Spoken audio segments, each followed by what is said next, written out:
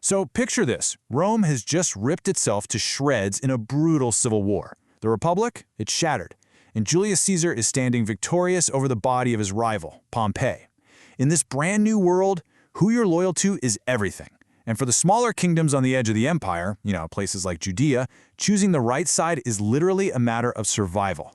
So let's dive in and unpack how one family was completely destroyed and another rose from the ashes in this incredibly chaotic time.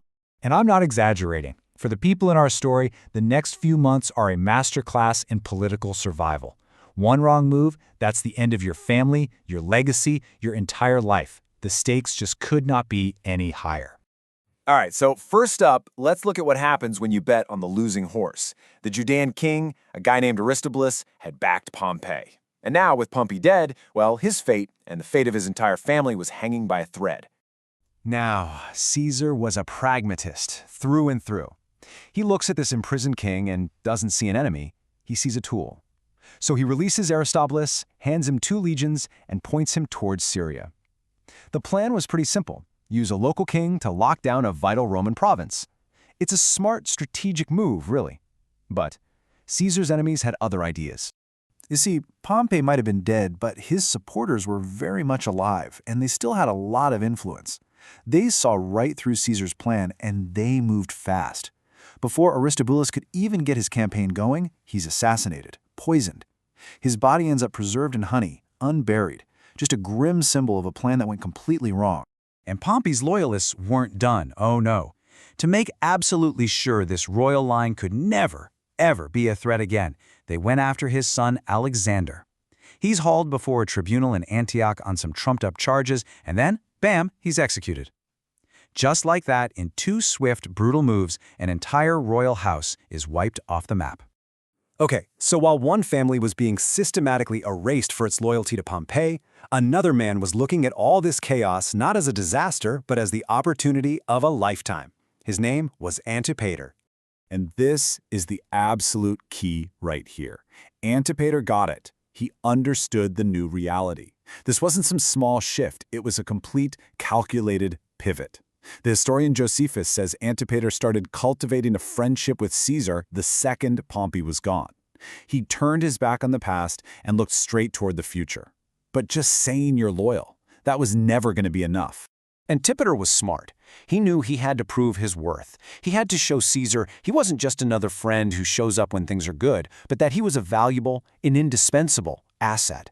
And his big chance to prove it came, of all places, in the deserts of Egypt.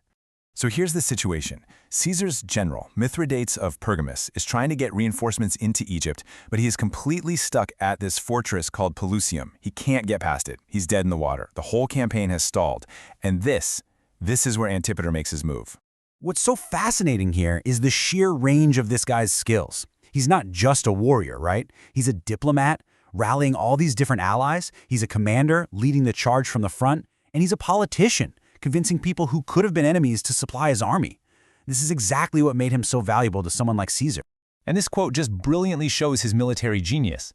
Later in the campaign, Mithridates' right flank is collapsing. It looks like he's about to be totally routed. But Antipater, who had already beaten the forces in front of him, doesn't just stop. No, he wheels his troops around, smashes into the side of the enemy that's chasing Mithridates, and completely turns the entire battle around. He doesn't just save the day, he crushes the enemy and captures their camp for good measure. Now get this, in that single decisive battle-winning move, Antipater's forces lost just 80 men. 80! The enemy, they lost 800 men just in the chase. This wasn't just a victory, it was a tactical masterpiece, and Mithridates saw the whole thing happen. Well, you can bet that word of this incredible performance gets back to the one man whose opinion mattered more than anyone else's in the world, Julius Caesar. Antipater didn't need to send letters of recommendation. His actions spoke way louder than words.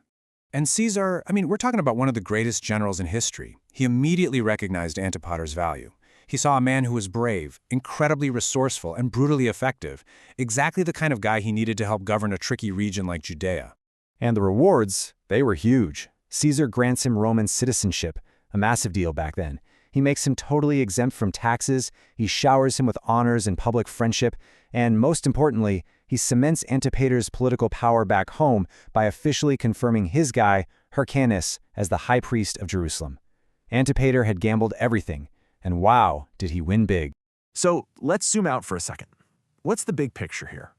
Well, in just a matter of months, the entire political landscape of Judea was completely redrawn, all because of what was happening in Roman politics.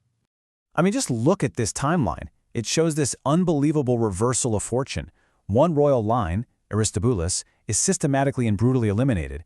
At the exact same time, this incredibly shrewd political operator, Antipater, seizes the moment, proves himself on the battlefield, and gets promoted by the most powerful man in the world to become the effective ruler of Judea. So, Antipater played the Game of Thrones, and he absolutely won. But his rise and the rise of his sons, one of whom you've probably heard of, a man who would become known to history as Herod the Great, well, it would change Judea forever. And that leaves us with a huge question. Was Antipater's mastery of political survival a brilliant move for his nation, or was it just the first step in building his own family's empire on the ashes of another?